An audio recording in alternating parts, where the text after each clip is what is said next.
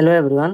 तो आज का वीडियो बहुत ज़्यादा इंपॉर्टेंट होने वाला है, ठीक है। क्योंकि आप में से बहुत लोग ने मुझे बता रहे थे कि वो मतलब आप मतलब ऑनलाइन क्लास को जो है ठीक से फॉलो नहीं कर पाते, ठीक है। तो कुछ लोग मतलब टाइम पे ख़त्म नहीं कर पाते या फिर डिस्ट्रैक्ट हो जाते हैं या फिर कैसे नोट करते हैं मतलब उसका कोई प्लान नहीं है। तो आज हम हर एक पॉइंट पे के बारे में बात करेंगे कि आपको ऑनलाइन क्लास एकदम परफेक्ट तरीके से कैसे करना है, ठीक है। मैंने भी 11th और 12th पूरा ऑनलाइन क्लास से किया था और साथ में थोड़ा बहुत कोचिंग था ऑफलाइन में।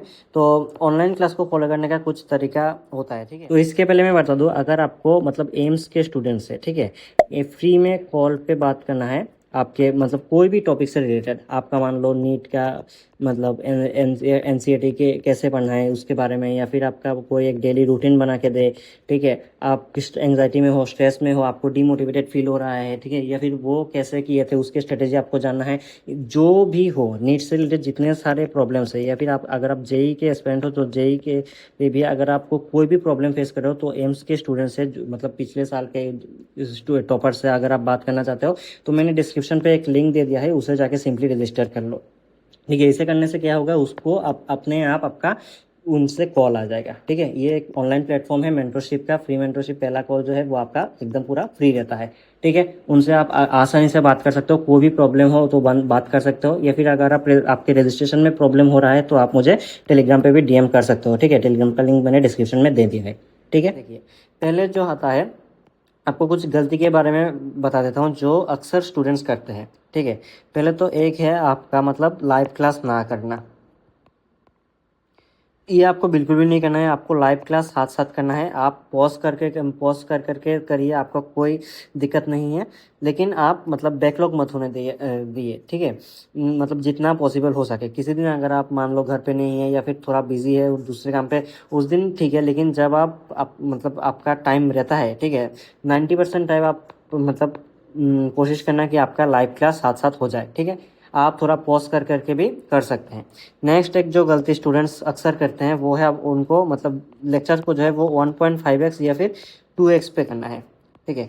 लाइव क्लास करते हो तो उसका तो स्पीड चेंज नहीं किया जा सकता। अगर आप बाद में कर रहे हो, ठीक है, मान लो किसी दिन आप मतलब बाहर थे, घर के बाहर, तो उस दिन रात को आप मान लो उस बैकलॉग को क्लियर कर रहे हो, तो आप ऐसा मत करना कि उसको 1.5x में चला दिया या फिर 2x में चला दिया।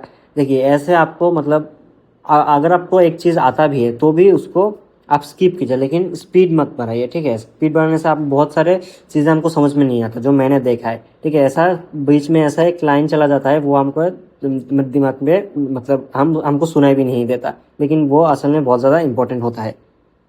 नेक्स्ट एक मिस्टेक जो होता है वो है आपका, बहुत लोग ऐसे करते हैं कि आप बस लेक्चर देखते ही जाते हैं, मतलब कोई भी नोट्स नहीं बनाते। तो ये आपका जो है सबसे बड़ा गलती होने वाला है, ठीक है। आप अगर बस लेक्चर को देख रहे हो, ऐसे सुन रहे हो, मूवी की तरह देख रहे हो, तो इससे आपका कोई फ़ायदा नहीं होने वाला। ये बस आपको एक दिन के लिए याद रहेगा, दूसरे दिन आपका पूरा ये भूल जाओगे, ठीक है। तो आपको साथ साथ नोट बनाना है, तो ठीक है, तो पॉज कर करके या फिर थोड़ा जैसे भी हो आपको मतलब लाइव क्लास के साथ साथ आपका नोट्स बनाना ही बनाना है। तो ये तीन जो है मिस्टेक्स, ये आपको बिल्कुल भी नहीं करना है, ये आपको दिमाग में रखना है। नेक्स्ट, पहले कैसे करना है। देखिए, मान लो आपका फिजिक्स का क्लास चल रहा है, ठीक है। देखिए, मैंने क्या किया था, मैंने पहले के वीडियो में मैंने अपने फिजिक्स के नोट्स दिखाए थे, ठीक है। तो मैंने क्या किया था, मैंने मतलब एमआर सर से किया था मैंने फिजिक्स। तो A to Z जितने सारे लाइंस, मतलब जो भी लिखाए थे अपने सर के बोर्ड में, वो सारे अपने मतलब नोट कॉपी में लिख लिया था, ठीक है। ये तो एक प्रोसेस हो गया, ये आपको भी फॉलो करना है, क्योंकि मतलब फिजिक्स ऐसा है, अभी थ्योरेटिकल सवाल भी आता है। पहले एक ज़माना था मतलब जब मैक्सिमम 90% सवाल आपका न्यूमेरिकल रहता था, लेकिन अब थ्योरेटिकल सवाल भी आते हैं, स्टेटमेंट बेस्ड भी आता है, असर्शन रीजन भी आते हैं। तो इसके वजह से मतलब इनको जानने के लिए आपको बेसिक समझना बहुत ज़रूरी है। और बेसिक आपको तभी समझ में आएगा जब आपको मतलब देखिए, फिजिक्स का जो है ना, एक टॉपिक के साथ एक टॉपिक इंटरकनेक्टेड रहता है, ठीक है। अगर मान लो एक टॉपिक आपके सिलेबस में नहीं है तो भी उसको आपको पढ़ना पड़ेगा, क्योंकि उसके अलावा आप दूसरे एक टॉपिक को नहीं कर पाओगे, ठीक है। ऐसा भी बहुत सारे होते हैं, ठीक है। तो मैक्सिमम आपको क्या करना है, आपको मतलब जो भी सर लिखा है आपको फॉर्मूला वगैरह या फिर कोई जो कोई कॉन्सेप्ट, ठीक है, वो सारे आपको नोट में करना है। नेक्स्ट एक क्वेश्चन आता है, जो क्वेश्चन प्रैक्टिस कराता है लाइव क्लास में, वो क्या सारे आपको नोट्स में लिखते हैं? द आंसर इज नो, ठीक है। देखिए आपको क्वेश्चन प्रैक्टिस जो भी हो, ये फिजिक्स का हो, केमिस्ट्री का हो या फिर बायो का हो, आपको देखना है ये आपको आता है या नहीं आता। आप हो सके तो आपको पॉज करके आप एक रफ कॉपी में आप ट्राई करके देख सकते हो ये आपको आता है कि नहीं आता। ठीक है, अगर आपको आता है तो आप बस देख लो इसका आंसर सही है कि नहीं है, इसको आपको नोट में लिखने की कोई ज़रूरत नहीं है।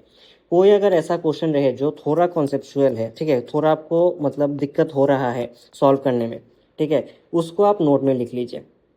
ठीक है, या फिर कुछ स्पेशल टाइप के सवाल भी रहते हैं जो मतलब कॉन्फर्म मतलब उस टाइप के हर साल आते हैं, ऐसे बता देते हैं, तो ऐसा भी आता है हर साल। तो उन क्वेश्चंस को आप जो है नोट में कर लीजिए। सारे क्वेश्चन करने की ज़रूरत नहीं है आपको। ठीक है, क्वेश्चन मेनली आप प्रैक्टिस कीजिए, आप बाद में क्लास के जो नोट है उससे देख देख के भी आप मतलब राफ्ट में प्रैक्टिस कर सकते हैं।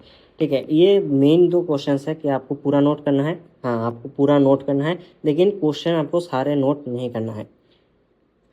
नेक्स्ट मुझे एक बात मतलब बहुत सारे लोगों ने बताया कि आपको मतलब केमिस्ट्री समझ में नहीं आता। ठीक है, मतलब केमिस्ट्री को कैसे करें। देखिए केमिस्ट्री का अप्रोच एक डिफरेंट रहता है पूरा। केमिस्ट्री एकदम ही वोलेटाइल सब्जेक्ट रहता है, तो इसको समझाने के लिए मैंने अलग से एक बहुत अच्छा सा समझा के एक वीडियो बनाया है। आप यहाँ पे आई बटन पे दे दिया है, आप जाके देख लीजिए। ठीक है, ये मतलब आपके लिए बहुत ज़्यादा इंपॉर्टेंट होने वाला है। मैंने हर एक पॉइंट को डिटेल में समझाया है। 10 मिनट का वीडियो है, आप 1.5x में उसे देख सकते हो। ठीक है, आप यूट्यूब की वीडियो को जो है वो स्पीड बढ़ा के देख सकते हो, लेकिन लेक्चर को मत देखिएगा। ठीक है, ये आपके मतलब मैं जो बता रहा हूँ मैंने भी फॉलो किया था, मैंने भी किया था, लेकिन वो मेरे ऊपर नेगेटिव इफेक्ट आया, इसके लिए मैं आपको पहले से ही बता दे रहा हूँ। तो ये आपके मेन जो पॉइंट्स ही आपको मेनली फॉलो करना है। और नोट में अगर आपको कोई चीज़ समझ में नहीं आए तो उसको फिर से रिवाइंड करके देखिए। ठीक है, और केमिस्ट्री देखिए, फिजिक्स और बायोलॉजी एक टाइप का सब्जेक्ट है। कैसे, मैं बताता हूँ। बायोलॉजी क्या होता है, आप मान लो लेक्चर कर लिया, एक बार एनसीईआरटी का रीडिंग दे दिया, उसके बाद आपके आसानी से क्वेश्चन बन जाता है। फिजिक्स आपका कैसा स्ट्रांग होता है, आपको मान लो कॉन्सेप्ट समझ में आ गया लेक्चर देख के, फिर आप जितना ज़्यादा क्वेश्चन प्रैक्टिस करोगे खुद से, तब आपका फिजिक्स स्ट्रांग हुआ। लेकिन केमिस्ट्री जो है, केमिस्ट्री मतलब बहुत वोलेटाइल सब्जेक्ट है, इसे आप कम्प्लीटली लेक्चर के ऊपर भी डिपेंड नहीं कर सकते, या फिर कम्प्लीटली आप सेल्फ स्टडी के ऊपर भी डिपेंड नहीं कर सकते। तो इसे पढ़ने का अप्रोच थोड़ा अलग रहता है, तो उसको मैंने समझाया है, आप जाके देख लेना। ठीक है, तो और अब आज के लिए इतना ही। Thank you.